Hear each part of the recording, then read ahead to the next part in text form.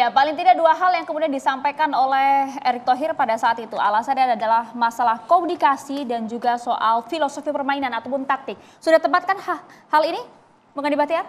Ya, ada hal-hal yang, ya memang itu kan hal-hal yang tersirat ya sebetulnya. Jadi sebetulnya mungkin tidak semua publik tahu, walaupun ya bocorlah di mana-mana apa yang terjadi di ruang ganti. Jahit Ses begini begitu. Kenapa pemain Anu tidak dipasang? Kenapa pemain Miss Hilgers begini dan begitu? Pemain tidak dipasang di Cina. Ada sih hal kayak gitu. Tapi kalau menurut saya, memang kan keputusan seorang pelatih kan dan strateginya adalah absolut. Dan itu kan terjadi di mana-mana. Itu mungkin bagian dari taktik dia. Ya saya nggak bilang bagian dari taktik dia yang hebat sih. Biasanya bagian dari taktik dia yang ngawur. Tapi balik lagi, sesuatu apa ya, saya pikir kalau terjadi keramaian di internal hal seperti ini, bukan sesuatu yang harusnya keluar kalau menurut saya. Saya agak aneh aja ketika di media aja kita bisa baca. Jadi ketika kemarin Presiden Federasi bilang bahwa soal komunikasi, semua orang refernya ke hal yang seperti itu. Kan di dalam klub apa ya, Fenerbahce sekarang kan kita nggak tahu Mourinho kayak apa. Tapi kan semua dijagain kan, komunikasi keluar kan nggak ada. Tapi kan kalau di kita nggak gitu, media tahu. Nomor telepon toel marketing aja kita tahu sekarang. Bedanya gak ada yang transfer kan, ada yang ngancem.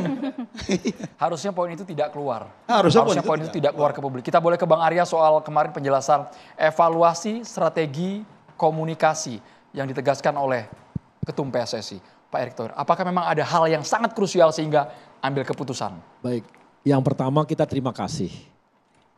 Karena setelah PSSI dipegang Pak Erick, ini yang namanya bola timnas ini menjadi sesuatu yang diperhatikan banyak publik.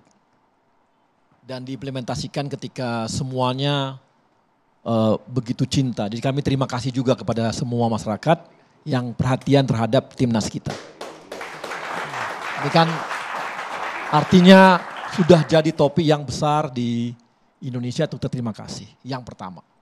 Yang kedua, kalau Pak Erick ini atau kami PSSI mencari aman, maka paling enak mempertahankan STY. Kenapa? Kalau nanti gagal ke Piala Dunia, maka yang akan dimaki-maki orang adalah pelatih yang sudah kami lepas. Bukan Erick Thohir. Udah pasti itu. Tapi ini enggak diambil oleh Pak Erick. Satu. Dan Erick Thohir. Ya. Sebentar. Dan Erick Thohir kalau gagal. Enggak. Kalau STY. Iya, artinya kalau itu Enggak sampai ke sana. dua orang. Enggak sampai ke sana. Karena enggak pernah ada target comeback Piala Dunia, enggak pernah ada diomongin oleh kita. Hah? Enggak pernah. Kapan? Kita ngomong 2030 kok. PSSI itu 2030 sejak lalu. Ya kan? Jadi enggak. Jadi orang akan bilang, kan banyak publik mengatakan apa? Tunggu ini baru bisa ganti. Artinya orang membolehkan. Artinya kalau kami mau ambil resiko, cari aman, maka STY dipertahankan. Satu.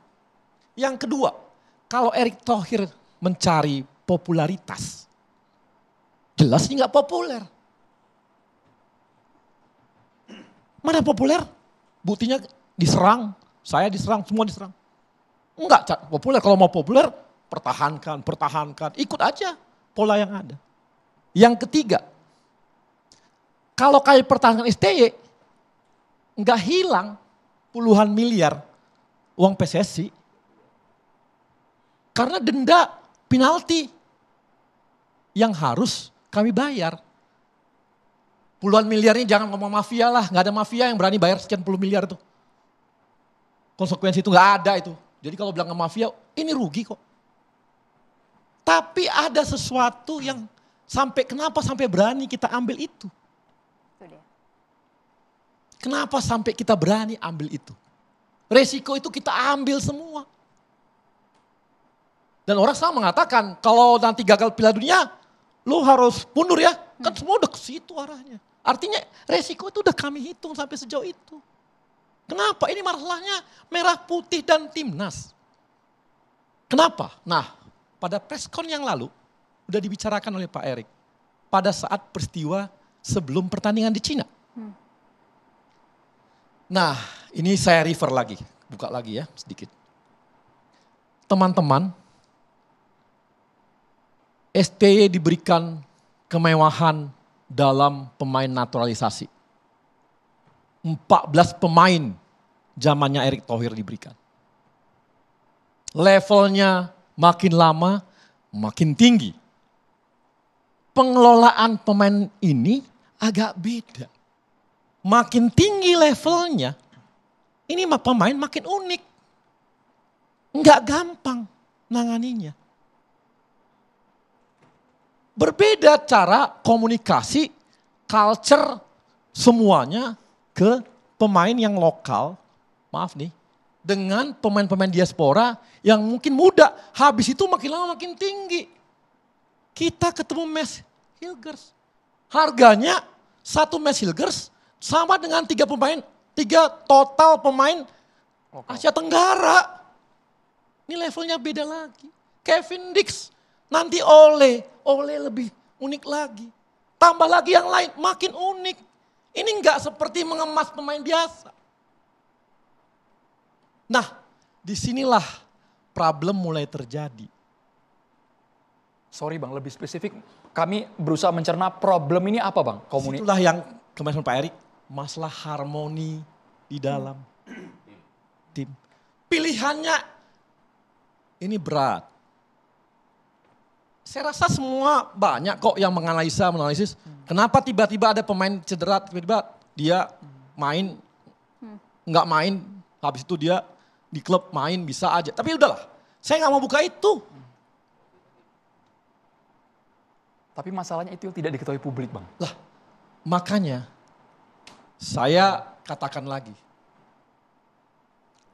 Saya berani bilang, coba sebutkan satu langkah dari Pak Erick Thohir yang Anda lihat selama 2 tahun ini yang salah. Yang mana? Artinya ayo kita percaya sama Pak Erick. Kalau tadi misalnya Pak Erick itu kesalahan, ya boleh. Ini yang mana? Biar kami pertanggungjawabkan. Teman-teman bisa lihat semua perkembangan timnas kita. Dan maaf, di zaman Pak Erick lah. Semua yang diharapkan supporter memakai baju merah putih. Pemain-pemain diaspora itu jadi merah putih. Kenapa sebelumnya nggak bisa? Kenapa sekarang bisa? Berarti kan peran beliau begitu besarnya untuk membangun tim ini. Di mana STY pernah kecewa, kurang support dari PSSI, sebutkan di mana. Kita support semua total apa yang diminta dikasih dokter. Bisa aja kita bilang kan, emang gak ada dokter Indonesia yang bisa menangani timnas. Tapi diminta untuk kesehatan, kita berikan. Diminta pelatih striker, kita berikan. Semua yang diminta Pak STY dikasih oleh Pak Erick Thohir.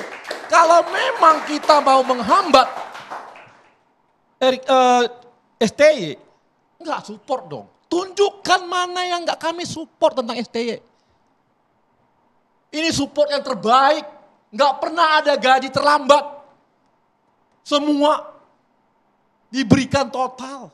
Artinya support total, tapi ketika pilihan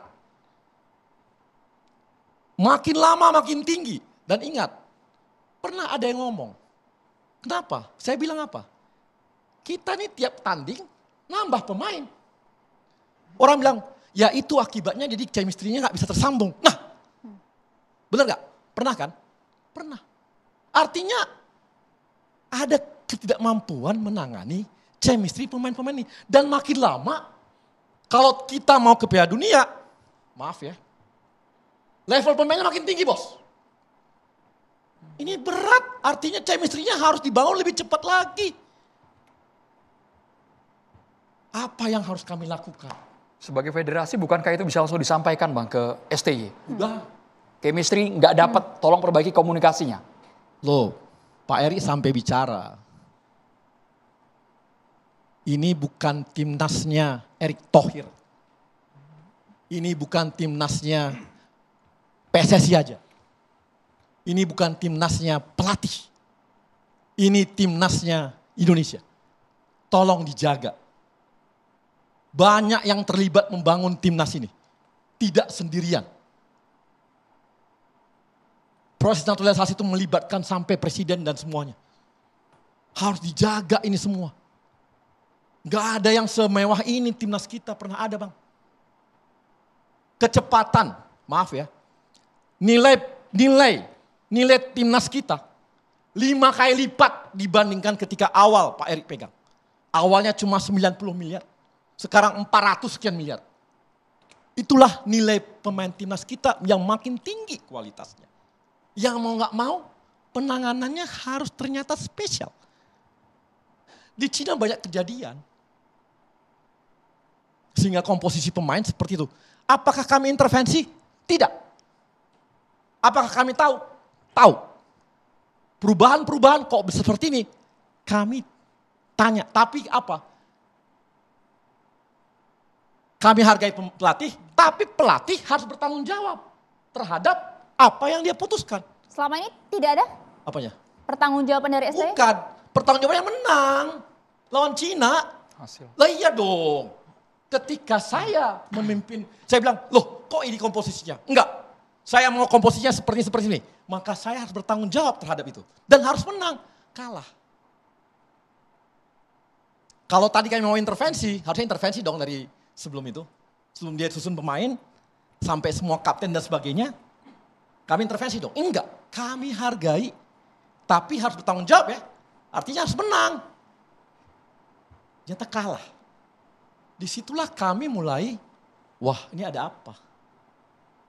Maaf nih. Kami itu punya tim juga untuk menjaga pemain tetap mau bermain. Mengikuti tim itu semua. Menjaga ritme, yang harusnya bukan tugas kami. Jadi udah dalam, tapi sampai nggak. Oke. Artinya ada pemain yang kemudian ingin tidak bermain di sana atau bagaimana, Bang?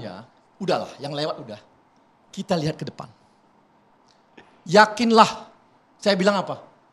Mana Pak Erick Thohir pernah tidak melayani timnas dengan baik? Tapi sebentar Bang Arya, sepertinya publik belum move on Bang. Ini masih 1 hari pasca pencopotan Sintayong. Kami ingin tahu Bang supaya isunya tidak simpang siur, tidak liar. Apakah betul kemarin ada isu pemain gesekan, pemain tidak harmonis sama Sintayong. Mereka membuat perkumpulan sendiri, mereka protes. Sampai akhirnya nama mereka dicoret. Sintayong tidak mentolerir mereka. Apakah betul isu Aku rasa harus klarifikasi, Bang. kita nggak mau Gosip lagi bicara itu, udah selesai ya. Kami nggak mau lagi, tapi udah tahu ini dengan artinya apa. Yang ada adalah ketulusan hati membangun timnas. Tapi alasan itu tidak keluar ke publik Bang. Sehingga publik menggempur Bang Arya, menggempur Pak Erick Thohir. Tadi seperti kata kawan saya, Andi Bahtiar, nggak bisa diomongkan juga apa yang ada terjadi semua dalam. Tapi ada. Nggak ada yang bisa kami bicarakan. Tapi yang pasti, hati kita tulus semua. Jangan bilang kita mafia-mafia. Jangan. Karena kerugian PSSI pun puluhan miliar untuk membayar penalti itu.